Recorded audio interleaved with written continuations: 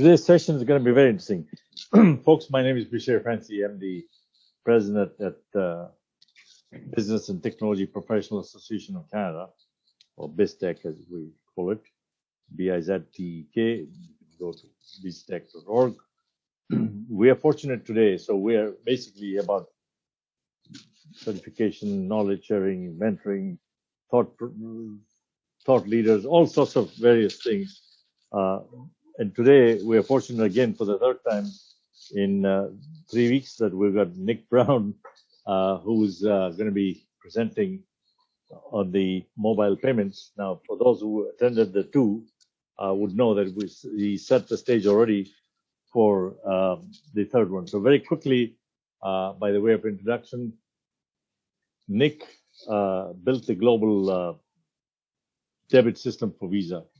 I also come from Visa, but we're not one-trick pony, so we'll leave it at that. This subject is very important, so I don't want to take up time other than the fact that you missed the two of the previous webinars that were done.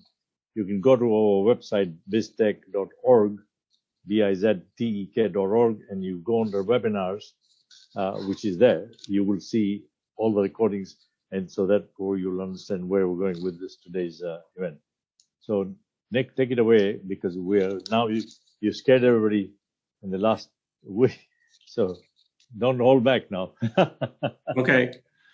Yeah. So, as Bashir said, I've been involved in building Visa debit card, among a lot of other things. I've really stayed mostly on the tech side, like deep in the technology across the entire breadth of the payment world, the rails of the payment world. In the first of these series that Bashir and I have been doing, we both discussed the technical challenges that are really facing developing countries as they're building out their payment infrastructure and their financial infrastructure, and specifically around the dangers involved in interoperability.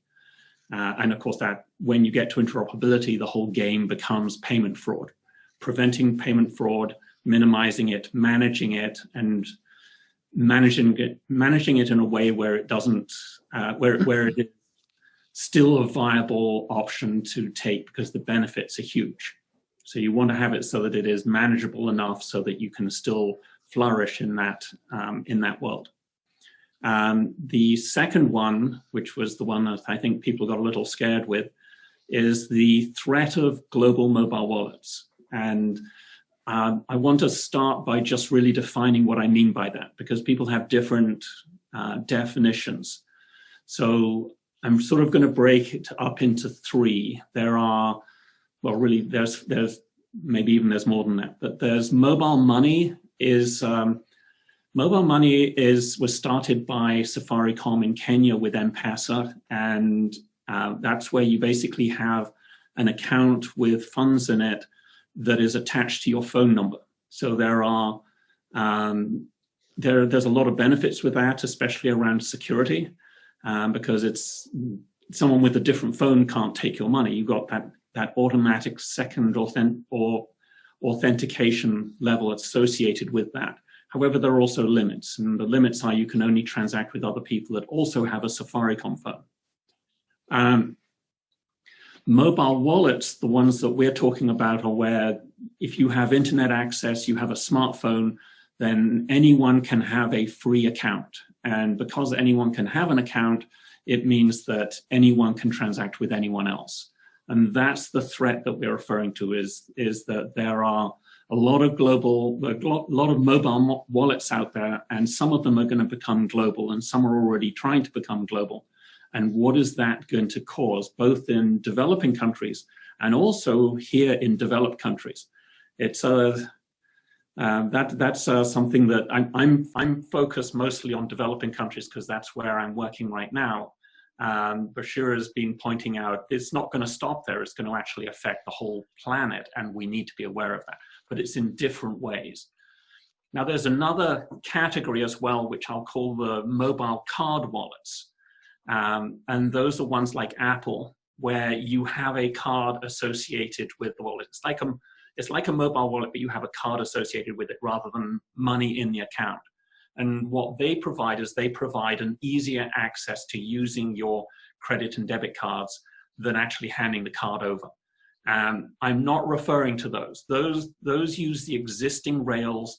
It's a more convenient and slightly safer way of using a credit card. So those are not the ones I'm referring to. However, having said that, Facebook has been promoting with WhatsApp, especially into Brazil, where there's been some contention there. They've been presenting their mobile wallet as attached to Visa and MasterCard. And sure, you can work it that way, but that's just an interim for them. So they are intending to actually go full-on mobile wallet in the definitions, and I'm using it, called Calibra. Not Libra, the cryptocurrency, but Calibra, the mobile wallet that was announced at the same time. And the way that I see it is that the credit cards is an interim step for them. Having defined it's like some examples of the mobile wallets that I'm referring to are Facebook's Calibra. You've got Amazon has got Amazon Payments, so that's one that they're building. Ones that are already running, you've got Alipay and WeChat Pay in China, and they're proven to work. They've been running there for a while, and they are extremely successful, and they are promoting those outside of China now. So they are right on the brink of being global mobile wallets now. So the threats that we really mentioned last time we went into was that first of all, mobile money providers, they are mostly text-based. The moment the internet is available to their customers and they get smartphones, then their customers are going to very quickly switch over into mobile wallets because they are cooler, faster, cheaper, greater reach. Anyone can transact with anyone. They're going to be the first to go, which is really sad because, I mean, well, it's devastating for them, obviously, but it's really sad in general because they've done so much good in the world.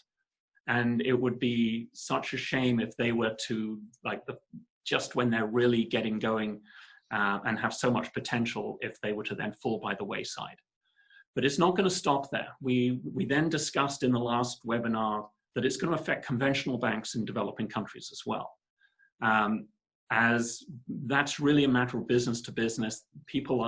Businesses are going to take their money out of conventional banks and put them into mobile wallets in order to do instant transactions, especially for international transactions. That could end up destabilizing conventional banks as their currency reserves start getting depleted.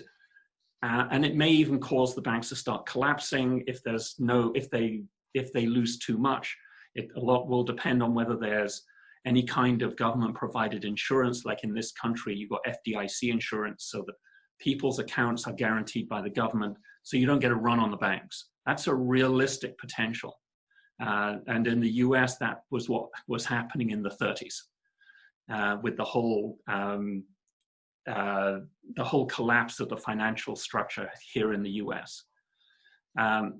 There's also the potential then for these mobile wallets to start introducing their own currencies, which could actually be a benefit to business as well. If you have a global currency, it makes international trade that much more streamlined because you don't have to worry about currency fluctuations, which could result in a lot of businesses and a lot of money being taken out of national currencies and put into these new global currencies. What's going to happen to the currency in each country? And they could destabilize, which could end up destabilizing countries as a whole. So that was sort of like a disaster scenario, some of which is inevitable is going to happen, some of which may or may not happen. And that we're talking about in developing countries. You go to developed countries, you have a similar kind of threat because especially for B2B transactions, even in our lovely developed countries, if you do a transfer of funds between countries, it might take a month to get the money. Mobile wallets, it'll be instant. we could have in the US and Canada and Europe, we could have that similar kind of withdrawals from conventional banks unless certain things are done to prevent it. And that's really what this conversation today is about, is how do we prevent the devastation that could be caused by global mobile wallets? Because we're not going to be able to stop the global mobile wallets. They are here. They're here to stay. They are going to become global. How do we stop the devastation and instead have a future where everyone is able to play on a level playing field? That's the goal. Now, one of the things, just before going any further, I've received a few questions from people that I know across Latin America where mobile money never really took off. They went straight onto mobile wallets, and they have regional ones, they have national ones, and they're saying, well, are we okay here? And the answer to that is, well, the mobile wallets are potentially. However, one of the benefits of a global one is cross-border transactions.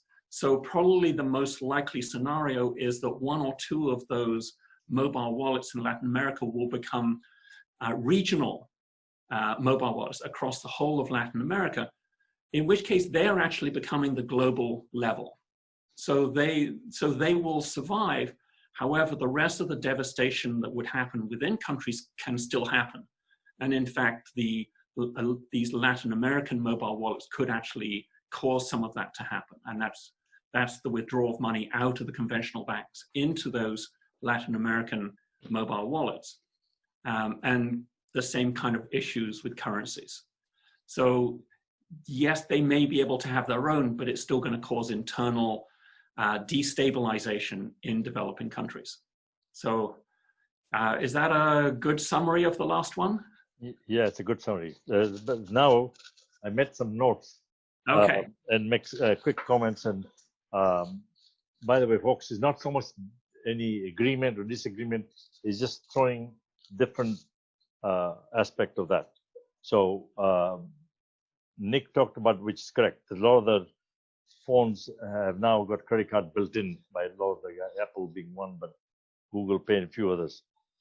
And in as much as the banks also have gone down that path of putting the credit card, maybe they don't realize that they are setting up the rails for when you can work, if a transaction can go through a network anywhere in the world, basically any other transaction goes through too.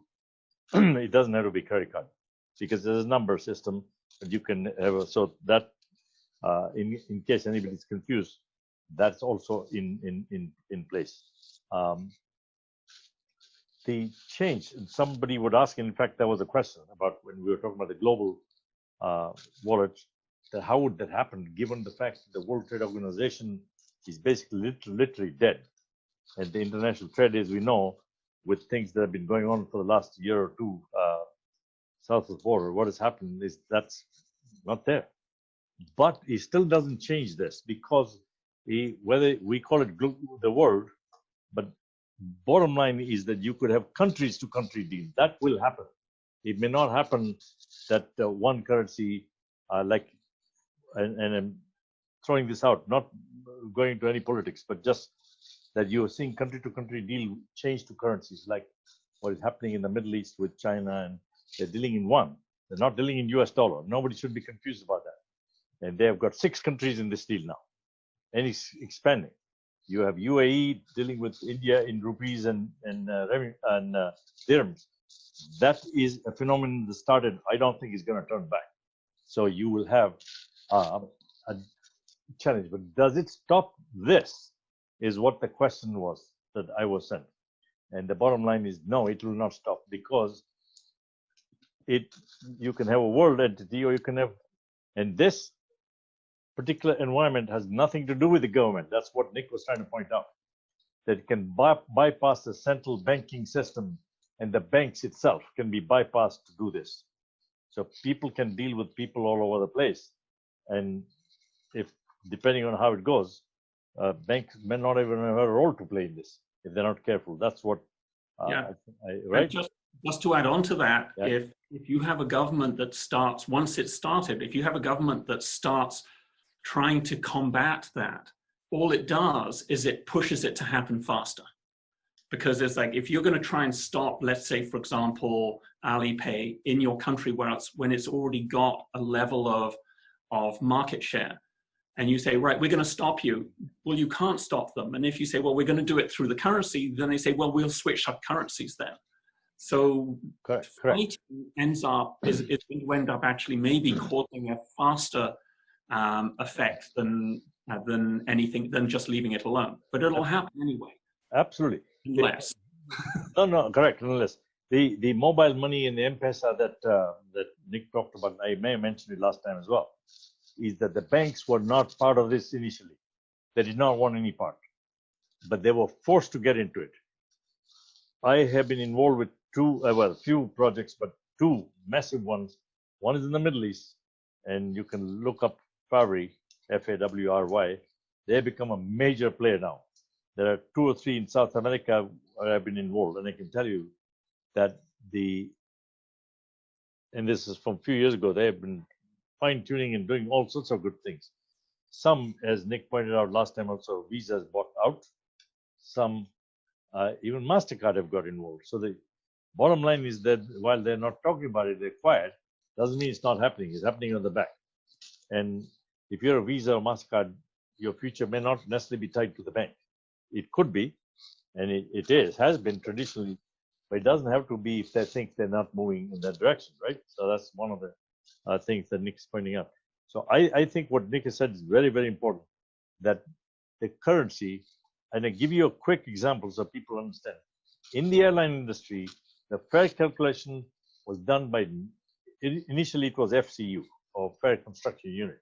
So if those who remember Pan American Airlines and the Flight 1 around the world and all that, that's how the fares were calculated. Then we moved to NUC.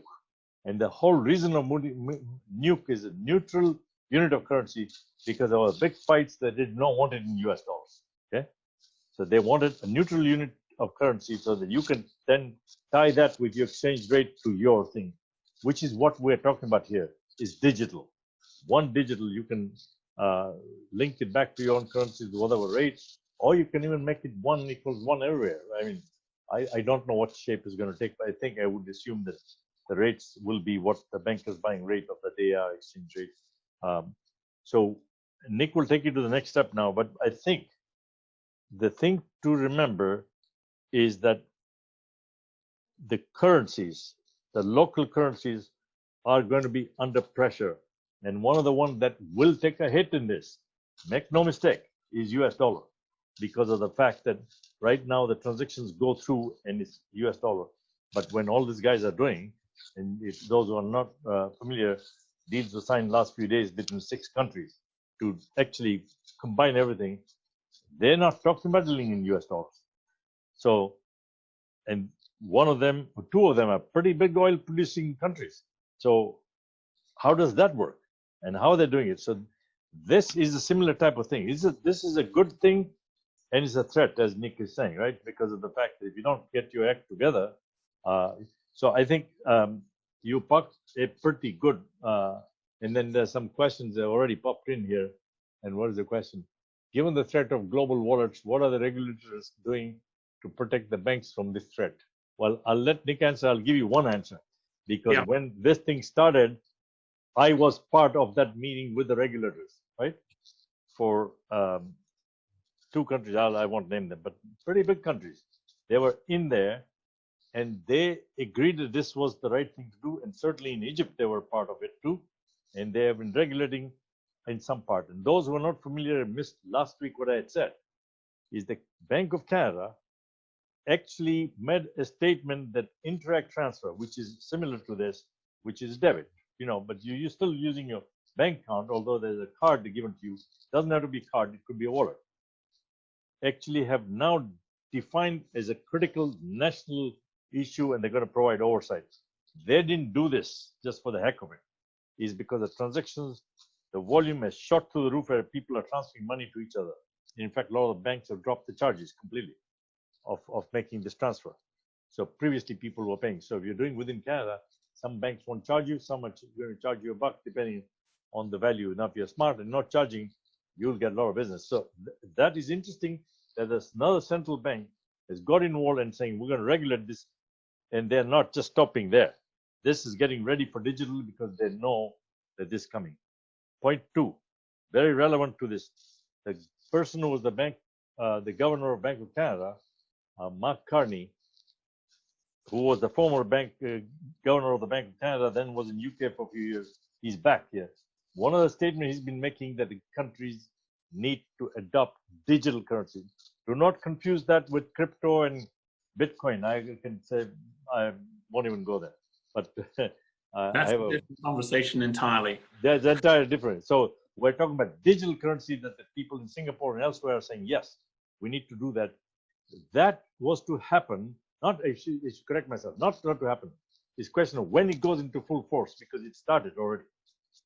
You will find if the banks do not get their act together, and I'm not talking developed countries, I'm talking about North America and Western countries, they're going to find themselves in trouble. So they need to start getting in front of this to try and understand where the heck is going, because there's no point, when you start to follow, you don't make the rules, somebody else does. So you need to get ahead of the game. And like Nick pointed out, it started in Africa and now it's gone quite a bit further. And that's why you have your Googles and Facebook and everybody wants to play in it. And they're not playing by any rules at the moment today anyway. Forget about the currency side. They're not playing by any rules on the other side of the game, from privacy, monetizing private data. So anybody who thinks that, yeah, they'll play by the rules, got to be kidding themselves, because it's not going to happen. They don't have to. Yeah, they don't have to. Yeah, exactly. It's law. It's not within a country anymore. Which actually opens up yet another. The question that was asked about regulators is a very good one. Yes, excellent. Right? It's an excellent question. I was going to touch on that. Who is going to regulate them? Yes. That is so. Go for it. Go all right. Yeah. Okay. So the first thing, if in order to combat mobile wallets, the first thing to do is to be really clear about what they're offering. And you look and you say, in each country, you can say and for each company, what do we have and what do we not have when you're combating that? People have to have a reason to switch. So if they're going to switch if this other company has something that you don't offer them. So if you can, the goal is you offer everything that they do and something. So mobile wallets, what do they offer? The first thing is it's all internet based. So they've got a really cool mobile front end. I'll just run through these quickly. Secondly, anyone can have an account. So it's open to anyone and you can transact with anyone because anyone can have an account. Because it's a closed system, in other words, a transaction stays within that mobile wallet. It's cheap and fast. Instant funds transfers. The next one is something that they don't really do right now, but it wouldn't be difficult to do, is to just add currency exchange in as well. That would be a really easy thing for them to do, all still within a closed system. And then the last thing, and this one, it makes it a little bit more challenging, is that the global mobile wallets I'm referring to all have another reason of why you have an account with them. So Alipay and Facebook, it's like WhatsApp of Facebook. It's like they're going into Brazil. They were trying to, WhatsApp already has 120 million users in Brazil. Why not do a payment as well? So they have a reason to be there with an account, and then you add payments on top of that. That's difficult because they have a reason for customers to be there. This is where Google is somewhat different. And I'm not including Google under these global mobile wallets because they're not trying to own the market being everybody. They're trying to be one of many players because I think that they realize they don't have that other reason to have an account. And so they knew that they could never compete against a Facebook or an Alipay. They wanted to be one of many, which is fantastic. That's the model that I want to exist. Mm-hmm. So that's what they're offering. They're really targeting, maybe not intentionally, but the way that I see it, and I mentioned this before, there's two real markets that they're going after. And that is the poorest people in developing countries that have, when they get internet access, that means that whatever other service they have, mobile wallets are going to look so much better. You can transact with anyone. And so it becomes really easy for people to switch over to them. And what's really important to realize on this is if people are using a mobile wallet, and this relates to anyone, if anywhere in the world, if people want to use a mobile wallet and they have money in it already, they go to merchants. Merchants want to accept whatever payment method the customer wants to use. So all they have to do is open an account as well. And now you can buy things with the mobile wallet. And now the merchant has it. What are they going to do with their suppliers? They're going to say, hey, can we use this mobile wallet to buy from you? And it starts working its way up the supply chain. It's not going to stop with just the initial people that want an account. It's going to slowly work its way up the entire supply chain within each country. So it doesn't stop there. It's going to affect everybody and every business. And the other direct market that they can go after is the B2B transactions, especially for international, because they are so slow right now. And this is an instant transfer that can easily then have currency exchange as well. Businesses are going to switch to that. So those are the two key markets that they're going to go after. And Nick, a couple of interesting questions. I'll just bring them up in a second. One of the points that Nick talked about, and what I've said earlier, is given one of the challenges that's going to be is the bank are backed by the central banks, right? Any financial system, because you've got FDIC or CDIC in Canada or in similar sort of things, even in Europe and whatever, where your money in the bank is backed by the central bank, basically the government. So the question is, if you have the likes of Facebook and whoever else, whoever's doing the mobile wallet, and you remember, this is not credit. There's one thing people need to understand: this is not a credit. You are loading money onto the wallet that is then getting used. That's the difference here. The wallets, the way I'm talking about, is not credit where you're going and spending money you don't have it, unlike the credit card system. So the thing to take into account here is, if that's the case and you're loading value, what happens if somebody went belly up? Well, we've seen with, remember, I said I don't want to talk about Bitcoin, but people have lost millions, hundreds of millions, because it's people who are using, is a lot of crooks who are using it, right? And so the question becomes, and there was a currency of choice.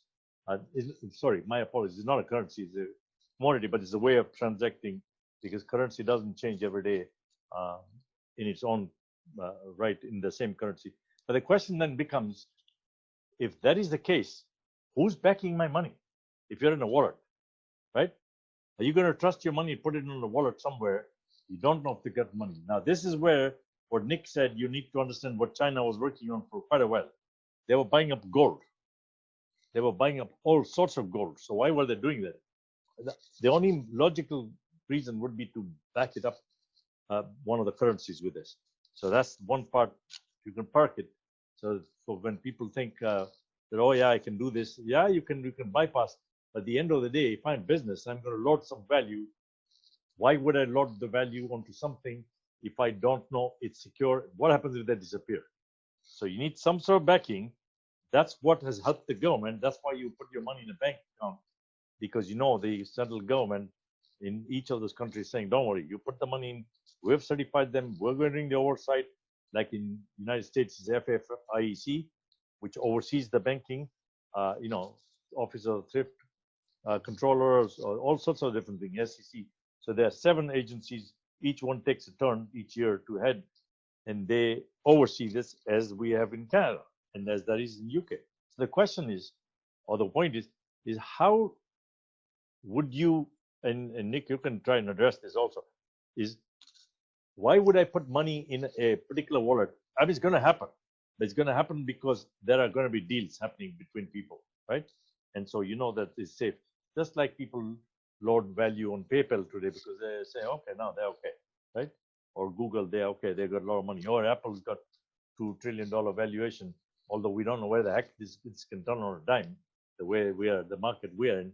One little thing, and it can turn things upside down for a lot of people, because we are not working in one world today, right? It's breaking up. But I'm not talking about people from the government standpoint. So what is your 2 cents in this? That why would I trust this wallet? And then a guy had a question about running LLC, and he's basically saying the artificial intelligence system that can be basically, bottom line is, can be manipulated, and it's criminal, right? Well, we know that AI can be manipulated, absolutely can be manipulated. There's no two ways about it. So his question is basically that what would happen if people obtain mobile wallets, actually creating LLC around all over the planet, right? And start to work with each other. Well, the first thing is that the mobile wallets are actually pretty safe to have your money in because they don't lend it. It's just sitting in the account. So it's one of the job, which is great, except there's a downside. And the downside is that it used to be in a bank, and part of the job, incredibly important job that banks do, is they lend money to businesses. They lend money to people and businesses, short-term, long-term. If the money's taken out of the conventional banks and it's put into a mobile wallet, the banks aren't lending money to anyone. And the mobile wallets aren't either. They're not in that business. But the mobile wallets are not going to go out of business due to lack of money because it's just sitting there. It's just a really big balance. What will happen is people will move money into the mobile wallets in their own currency. That's going to be the easiest step first. So they're going to see it as being, well, I'm just having my own currency from my own nationality, my own country's currency. I'm just having it in a different account. And that's going to be fine. However, the second step is shifting it into a different currency. A new global currency is a potential. And that's where currencies can get into trouble, is if it now becomes really, really easy to shift it to the new currency and actually being promoted by the global wallets because they will want their new currency to be used. I mean, Facebook's talked about Libra. China's talked about what's called the DCEP, their new cryptocurrency. It doesn't even have to be a cryptocurrency. It can just be a global currency. So there's that is really where the threat to the currencies are. Yeah, I don't think crypto even enters this. This is a digital currency we're talking about. Yes. At the end of the day. So yeah, that's correct. Now, here's an interesting thing what you said. So I'm going to operationalize it to bring it one level down from how the banks operate and put my own banking hat on to say, okay, how would this work? And I think the minute you load a value somewhere into any wallet, and I'm going to use both the Egyptian system as one, even Kenya, same thing, and the one in South America. You load money into a wallet by putting money in the bank, unless the wallet guys themselves become bank and are certified by the central bank to say, okay, yeah, you can become a bank. Which, by the way, these guys are trying to become. They are fighting to get a license to become. There should be no confusion that Facebook and other guys want to become the bank, right? The question is, it's a bank in which country? Correct. And that's the interesting thing. The least amount of regulations. This is a very interesting point that Nick has just made. That is exactly what I mean. Because at the end of the day, when you're in ACH, if you're in North America and you're in Canada or US, and the banks told you to get lost, right? That's a big bank said, you don't have to worry because you can go to a Mickey Mouse little credit union. And now they're part of the regulatory system. They don't see this type of dollars. Remember, they'll be hungry to get the business, and suddenly your entire thing is open for you, and you're in that system. This is exactly the games any of them can play. But more importantly, they don't have to do it in this country. They could go into any other country, exactly as you quite rightly point out. And for example, you could do it in Mexico, right? And you're part of the free trade agreement. So you have now got all the three, depending on what the rules are, and the rules can be met, can be changed, right? It doesn't even matter. We're talking about a global mobile wallet. No one cares other than regulators and governments. No one cares where it's officially located. The users don't. Yeah, it depends. It's like a cloud. Do I trust them with my money? And the answer is, well, yeah, they're everywhere. Of course I trust them with my money. And now it becomes, so it can be a little island in the middle of nowhere that's its own country. It could be anywhere. So the danger there is if you had the criminal organization, or as we call them, organized crime, or your mafia, they could turn and say, I could do this. And they can absolutely do it. They can set it up in a third world country somewhere, because remember, at the end of the day, we're talking about technology, where the transactions are going, nobody seems to know. If you were on internet buying something and you pay people, you can bypass the entire tax regime. You don't pay the value-added tax or HST or whatever the taxes are applicable in the country, because how would they know what you just bought? There's no obligation to report anything. Correct. And that is why and even the government trying to sue them is not going to get anywhere. Correct. Like, where? Well, in the country they officially are located, which is protecting them. To which what Guy is saying is correct. What Guy's point was that could they not go set up LLC in different countries? And the answer is yes, they could do it. And you can keep bankrupting one company here and one there and create another one, bring it to the network. And the answer is absolutely yes, because who is holding onto the assets? Where is this money? Right? Well, and those companies are just shell companies. Even if they do get sued or even if they get broken up, it's irrelevant because it's global technology. Correct. People will use Facebook, so regardless of what happens behind the scenes with the official company. Which is why, if you're the central bank, you're the government, the way you do it is some of the proposals I had met to the guys here saying that you deposit the money in the bank, transaction goes across to load your wallet, right? Money is technically in the wallet because that's where your ledger is, right? The hyper ledger is there, but what the money is still sitting in the bank under the purview, and it's not, as you quite rightly pointed out last time, the money is trading hands, changing hands, going from this wallet, that wallet, but it's not changing from the central bank. It's staying in the one account here, right? So they can still, it's an internal accounting change when you do it. It's an internal accounting, which is why if you handle it carefully, you can stop fraud right in its tracks because of the fact, right? Possibly. Not possibly. You can do it. There's two ways to do it. If we go for convenience like crazy, yes, you'll open the fraud. But no, it doesn't have to be open for a fraud. The way I recommend, I put the document together here, that if they do it like that, it's virtually impossible to commit fraud on that. That's the system I'm talking about that's gone in Middle East, and they've become $2.6 billion valuation company because they have done the right things. So the question is, can be done?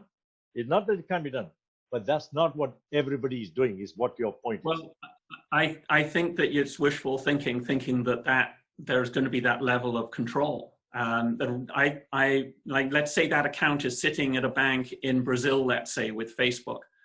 Well, what happens then if it's Facebook's account, Facebook's money, and they just transfer it to a Facebook account in another country? So but the Facebook's account is not in Facebook. It doesn't have the money. It's money sitting with the bank locally in Brazil or wherever, under the purview of the central bank. Well, so how are you going to transfer money? It will be, well, they have to allow it because they're they don't have to allow. They don't have to allow. That's the wishful thinking. Okay. They don't have to allow. I'll tell you why. Because if they give up that, right, then the government might as well fall tent, because the only way they control a country is through monetary policies and taxation. If they give up that, the point is not that they have to allow. The question is, are they even watching that? Is where you're going with this. That is where the problem is. Not that they are allowing it. They don't have a clue of what's going on, right? In many cases, the banks are asleep. Now mind the regulators. Many banks are not up there at the moment. They may think, like, one of the things they have always pointed that this is happening in third world country. And I said, who are you calling third world country? You buy soft from them and your systems are running there. Who's the third world country, them or us? So the question is that don't do that. Take a step back and understand, can this impact me? That's the question you're asking. That have they asked that question? Can this happen here? Right? Yes. And this is what all of this is about, is to alert people as to what is coming down the road. Correct. No, you're right. What you're saying is 100%. I agree with you. Yeah. And as you've noticed, Bashir and I may have slight differences of opinion as to the as to the extent of some of the dangers, but we're in total agreement that the dangers are there. Oh no, dangers are there. And the reason I tell you where I'm coming from the danger, I saw this globally from the credit card standpoint, from the fraud. When I went down the part of PCI DSS was to stop this type of problems, right? One of the things. So I look at it and go, hang on, is the mobile wallet going to do the same thing? The answer is yes, it can do worse. But the problem is, or the solution is, why don't you get in front of it? Is what you're saying, and I'm 100% with you. The difference is that under the credit card model, the credit cards can be regulated at a national level because they're all associated with national banks. With the credit card rails going internationally, but every access point onto the rails is national. And so the regulations apply to those banks that are issuing the cards or acquiring the transactions. And you do not have that with global mobile wallets because it is at a global level. So that's where the accounts are. Take the credit card part out. Let's look at debit card, which is also part of Visa, and it's 50% of transaction globally. Now you are transacting internationally, and the money is actually trading hands from this bank to that bank to wherever, right? Then you have the Western Union type transfers, and all sorts of companies have started saying, okay, go through us and you can transfer money. How's that happening? So the question is that you are right. So when I use credit card, I use it loosely, it's credit card, debit card. But point being, and you're correct, that is something they watch. But the problem is that so many things have moved out from under there to different place, is what your point is. And we may not be on top of that, which means, is there a potential for fraud here? Big time. This LLC type approach that guys talking about. So the question then becomes, okay, how do we, and which is really, I'm glad, it's not so much different opinions, I'm asking from a different standpoint. There's one part is convenience, the other part is, okay, what can you do? Or what are the dangers? And the level of the problem is anybody's guess, like you said. So, right? Yeah. So let's come back to this because we're supposed to be providing solutions. Yes, that's right. So go ahead with the solution. Yeah, go ahead. Right. But this part of it, though. Oh, it is. Yes. Yeah. So the solution, the first thing that's important, and this is the first thing is very simple one. You've got to have a mobile app, a front end that's easy to use, internet accessible. It's got to look good. It makes things easier when you have the internet out to the village and people can start getting smartphones. They're going to want to use it as a smartphone. So a mobile app front end is essential. The next step is you've got to have interoperability. You've got to allow your customers to transact with customers that are elsewhere. That is the absolute gold that the global wallets have, is anyone can transact with anyone else. And you've got to offer the same thing. And that means connecting systems together. There's already a network out there that does that. It's called the Visa MasterCard Rails, the card rails. And they work really well and they work really fast. They're global. The challenge is that they are not really applicable for the poorest people on the planet. You can't really give cards to people earning $2 a day. I mean, Visa can handle the transactions, but that's not the pain point. The pain point is payment fraud. And there is a reason why there is a minimum fee of 20 to 35 cents on credit and debit card transactions. From the banks. Oh, sorry? From the banks. From the banks. It's all a matter. It's necessary for the issuing bank, or in the case of mobile transactions, the customer's account holder. If money goes to the wrong place, or if a transaction took place that they said wasn't theirs, they're going to call you guys up. And you have to have people on the phone answering the phone to deal with it. Now, if you're talking about in the US, if there's a $10 transaction, most people are not going to care. If you're earning $2 a day, that $10 transaction is devastating. They're going to call you up for that. You have to have people answering the phone.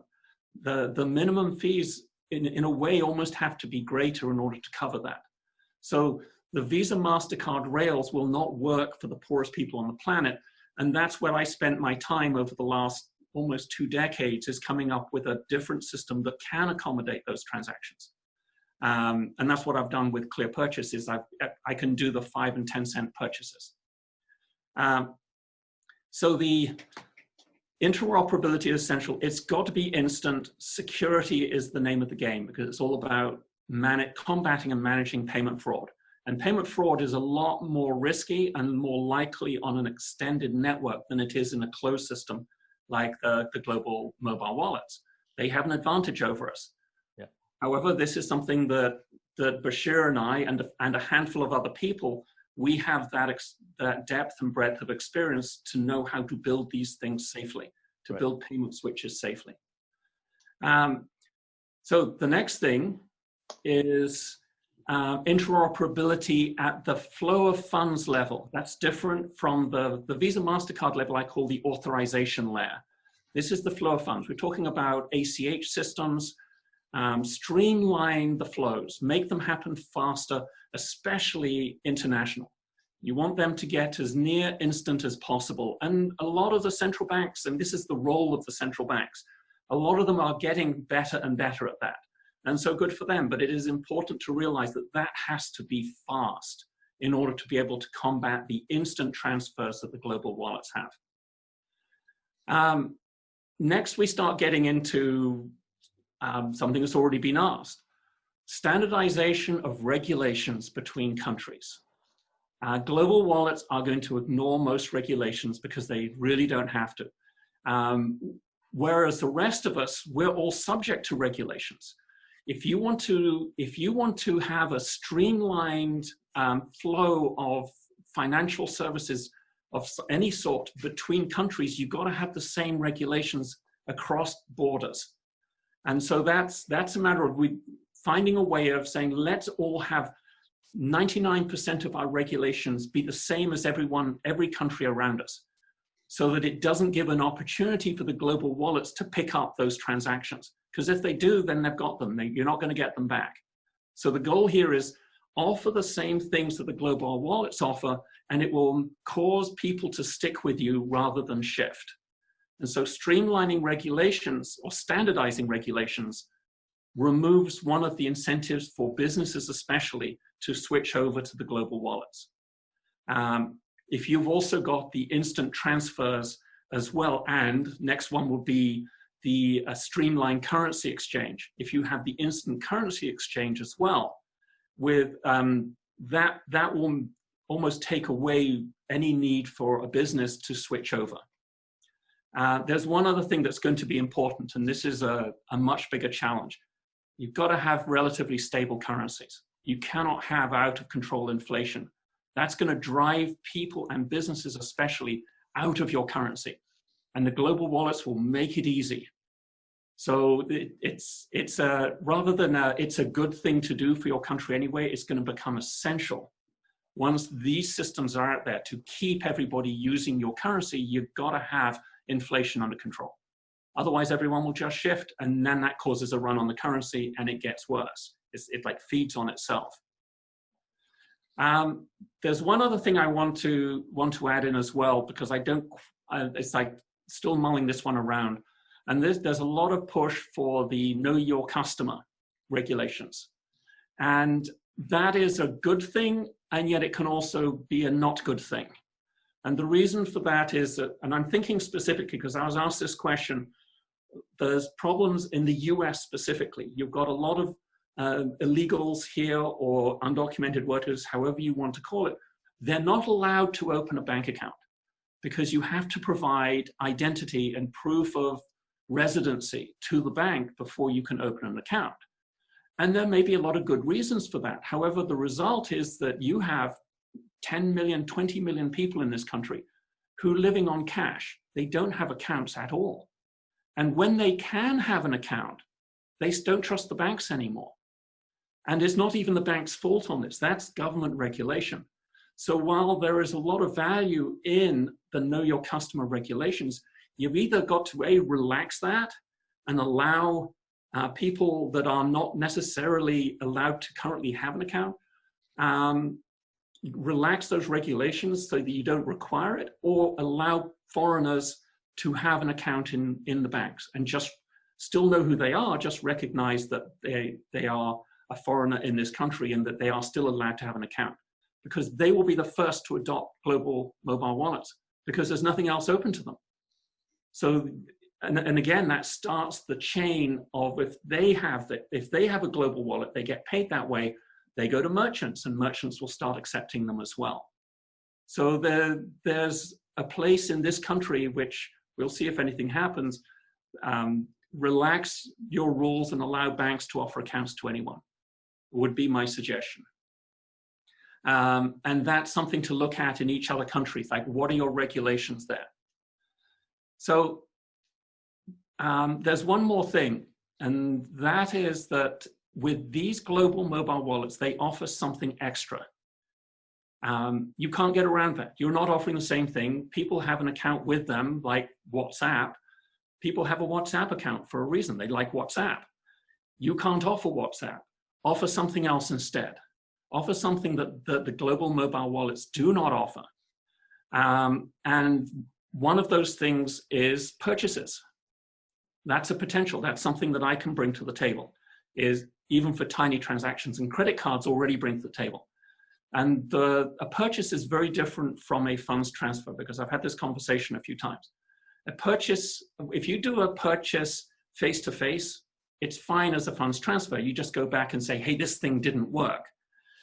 But when you're talking about smartphones, you're talking about remote purchases. And in order to make that work properly, there has to be a purchase guarantee applied to the purchase. And integral in that is the whole process of a dispute resolution system.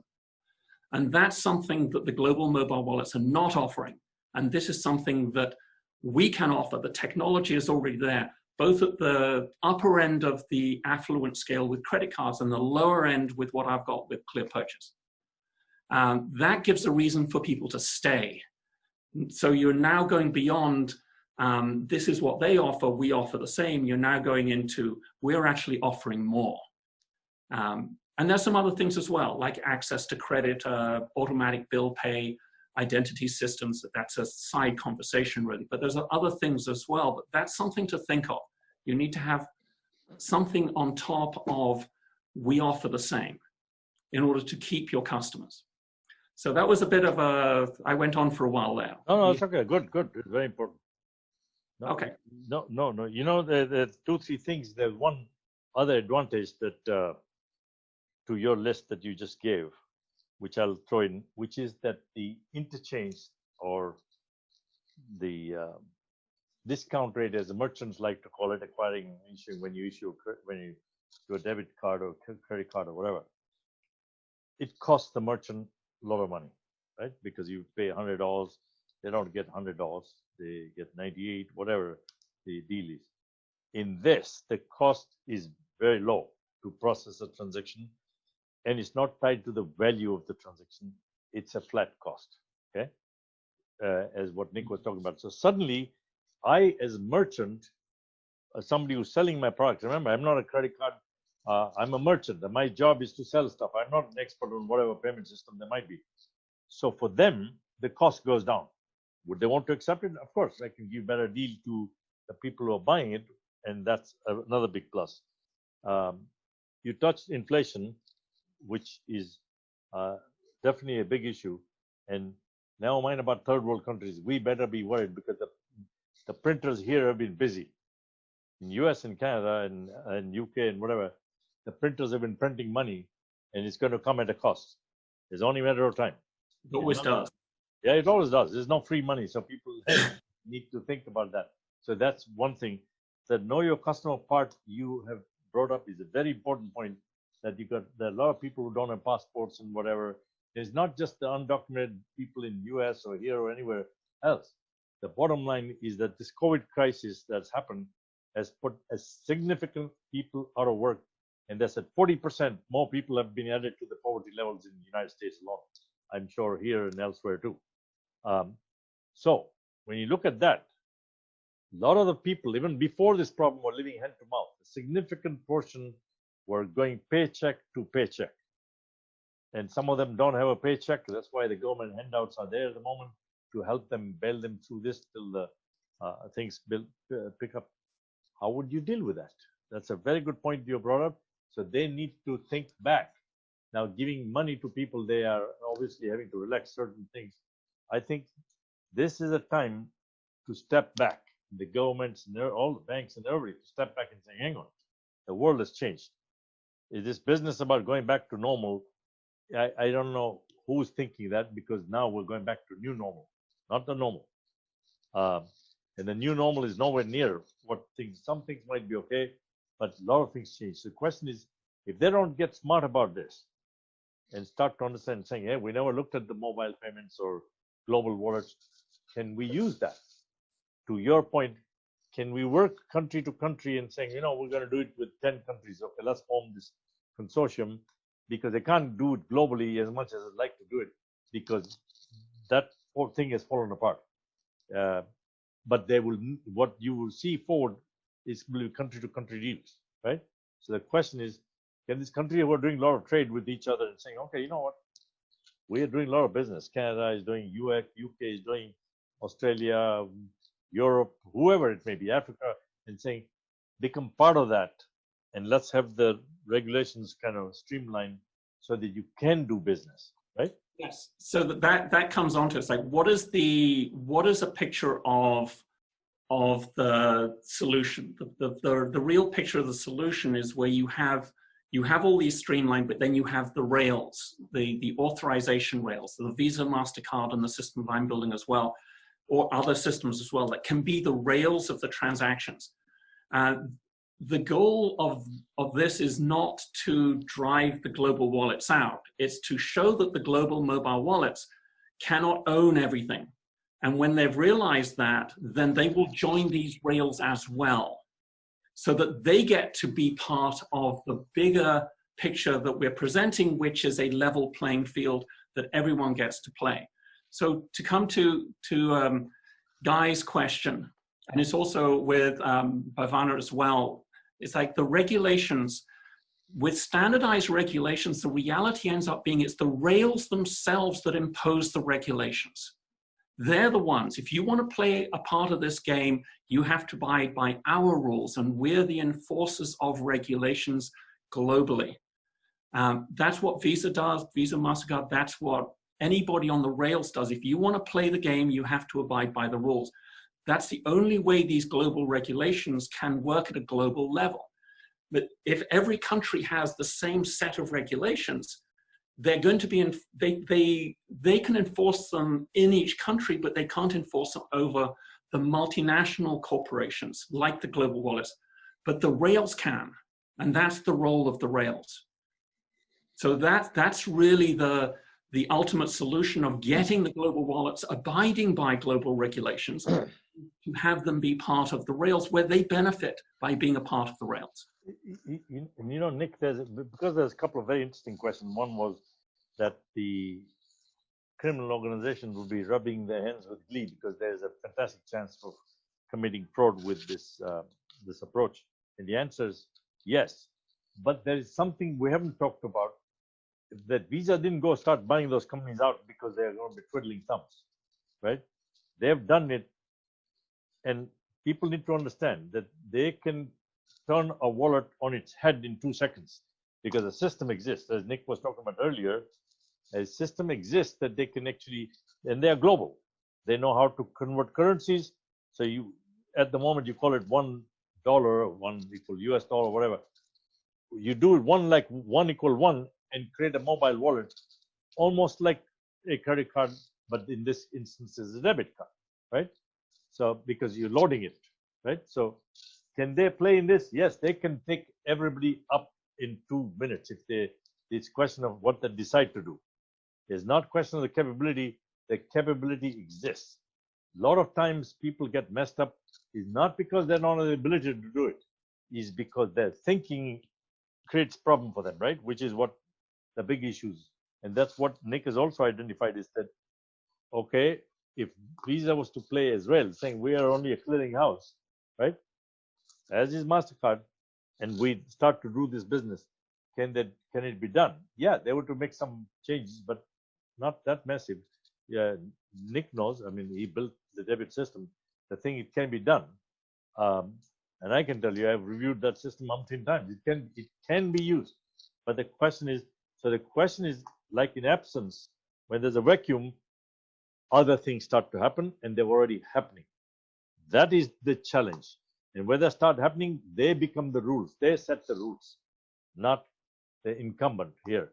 So the question is, are the banks going to be, so if you're looking at this, take a step back and say, are the banks going to be able to write the rules on this? And the answer is clearly no, because they have not been in the game up to now. Some have played. So what Nick is identifying is something that people need to look very seriously. That, you know, like that movie, While You're Sleeping, you know, these things have been going on. And so we're so engrossed in like that we're not looking at what the heck is going around us in the bigger picture.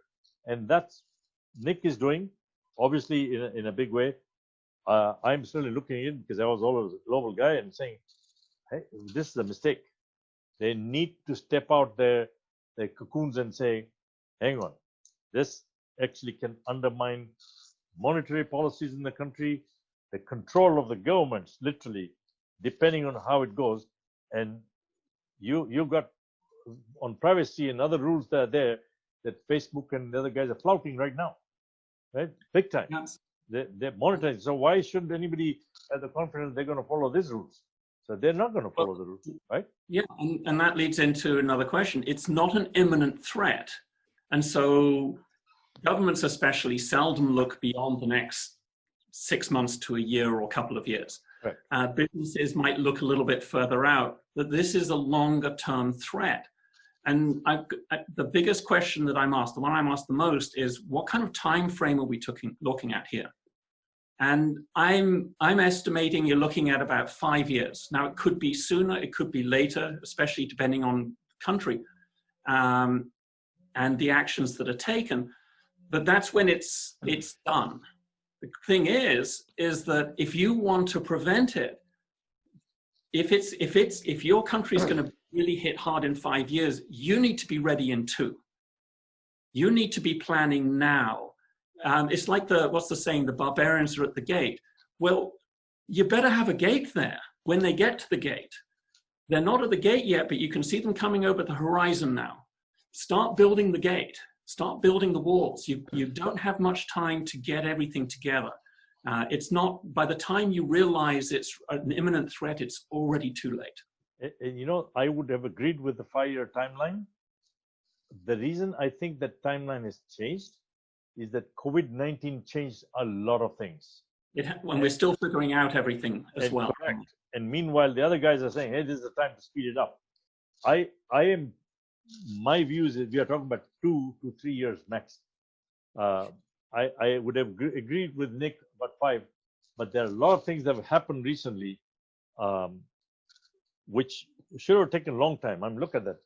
Donald Trump is going to have a vaccine within 4 weeks. It normally used to be 5 years, right? So things happen that get done. I'm just kidding. But the point I'm trying to make is that things are speeding up. And there are challenges out there. And now that there are some companies have pressed the reset button, not everybody, but some have. And they're saying, hang on, what is going on and how do we change? I mean, who would have predicted that 40% of your staff would be working from home? But they are, right? It's no longer bring your own device to, you know, that used to be the term, bring your own device. Is now bring your own office.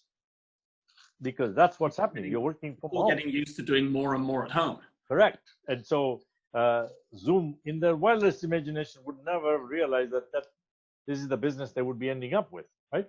But they are. Yeah.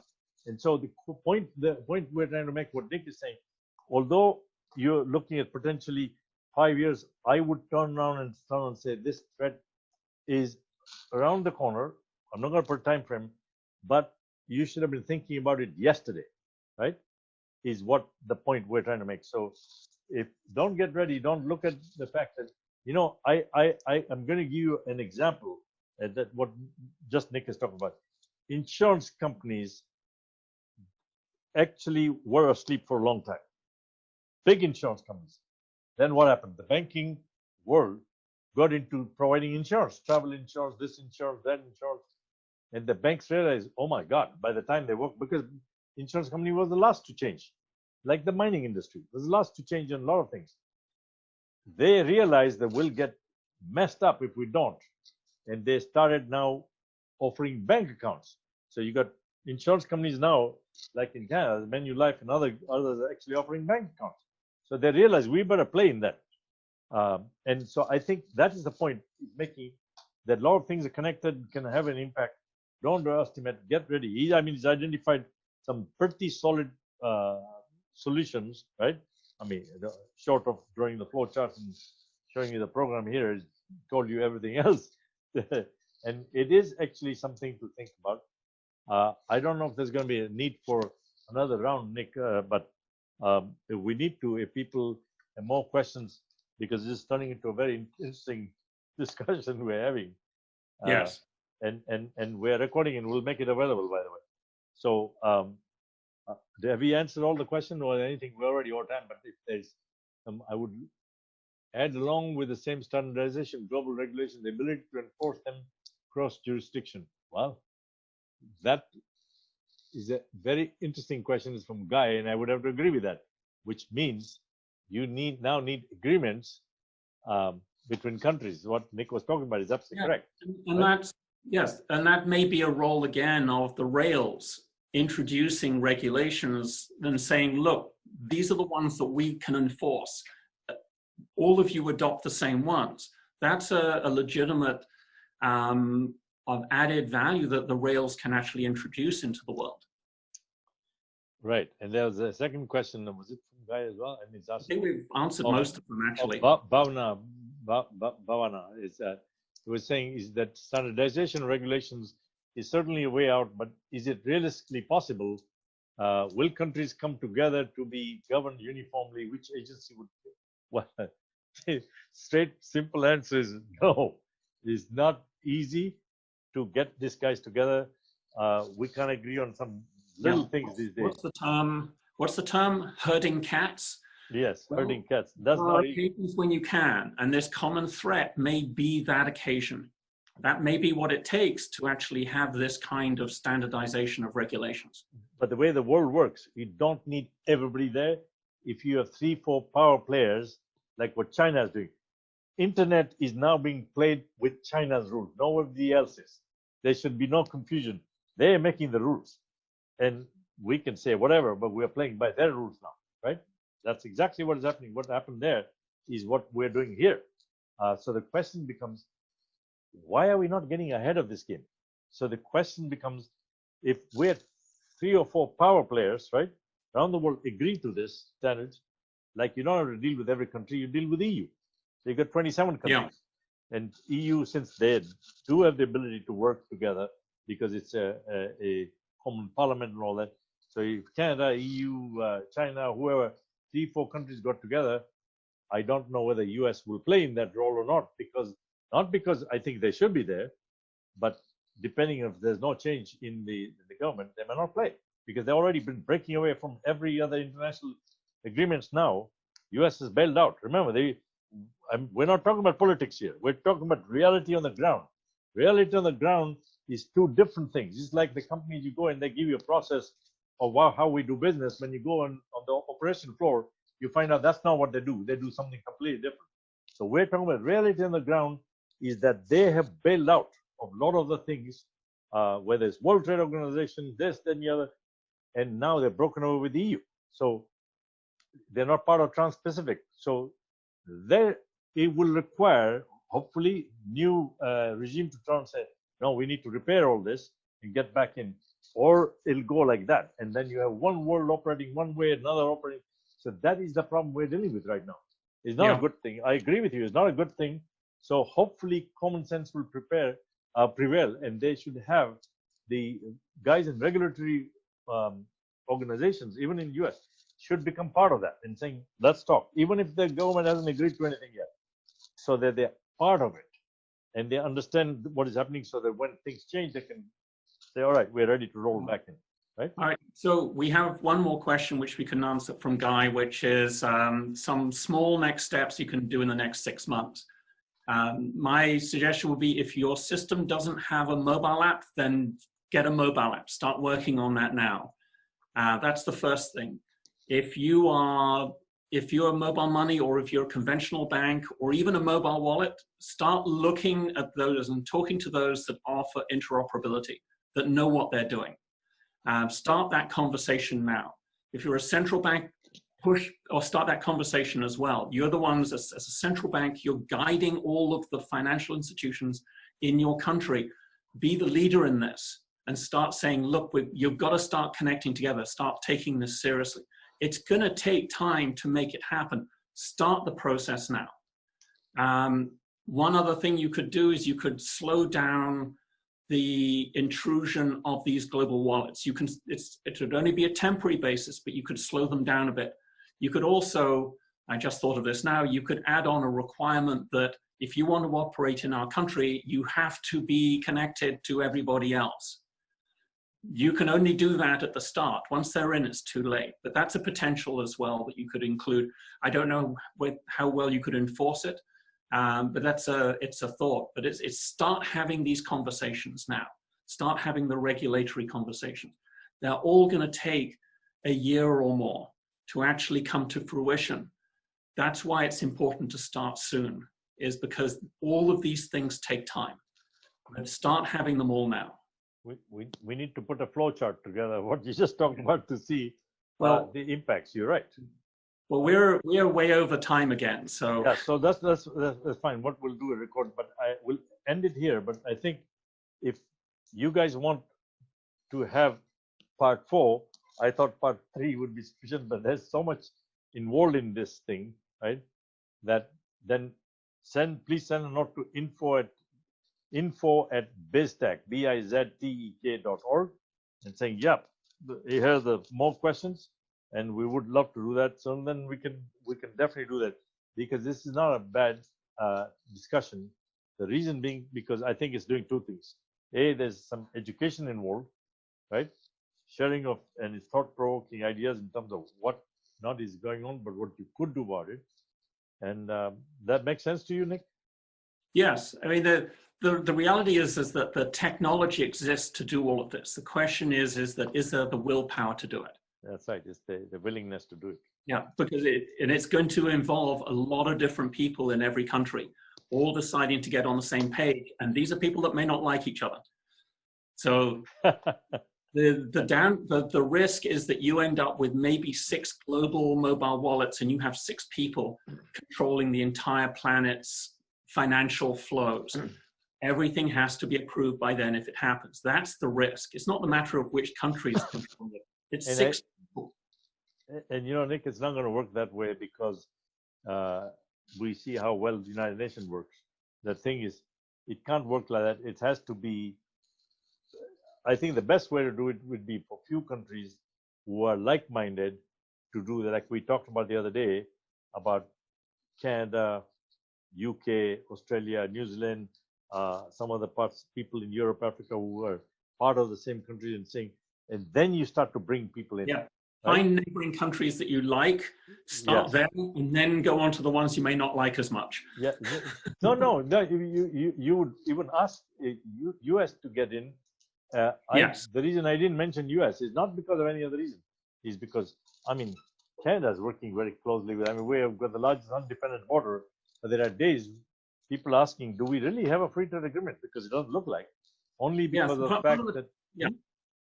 Part of the trouble is that the US is still a leader, and the leader is always the last to notice things and the last to adapt. And innovation is not happening in America anymore, and it's really sad. But innovation is happening in Africa and Southeast Asia and Latin America. Leader in what, by the way? And also Canada and the UK.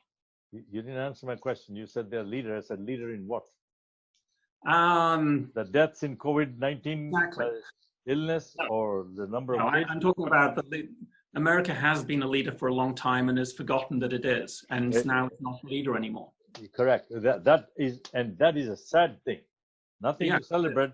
It's a very sad thing, and it is because exactly when, you know, there's a good saying we all learn, is when you come to the top, you have to work very hard to stay there, right? it's true. It is like an athlete or whatever. Just because you got there doesn't mean now you can relax. And that's where there has been problem. There are good people who are not being heard from at the moment, right? And they need to get back into, the powers and saying, we were there. Look at, here's the good things we did, which they did, and turn around and say, we need to correct that. It can't be about my way or the highway. It's like you said, it's people together. That's what it's got to be mutual benefit and all agreeing to do. That's the future on this planet. It's not going to be led by one country anymore. Yeah, so we're in troubled times now, right? Yes, we are. We're unfortunately, we're in troubled times, and we hope that things will happen. But that said, for your businesses, you need to protect that and reach out to us. Yeah, exactly. Reach out, because I think the some very good things you have talked about is sparked, and we'll make the recording available. And reach out, and if you want, we'll do part 4. I know, I apologize, we're going over time. We're over again. Yeah, but I think for the fact that all the people stayed is a good thing. I want to thank each of you for participating. We'll make this thing available. Nick can post it. I'll post it to our website. So thank you guys. Thank you very much, Nick, for doing this. It's been exciting. We'll chat. If we get any feedback from people, we'll do another one. No problem. Right? All right. And thank you, Bashir. My pleasure. Have a fantastic weekend. And Guy just left, and so did Zach. So fantastic. Okay, fair enough. Thanks. Have a wonderful weekend. Hopefully you're not too near the fires, right? Which is not too close. Yeah. It's all right. It's not a good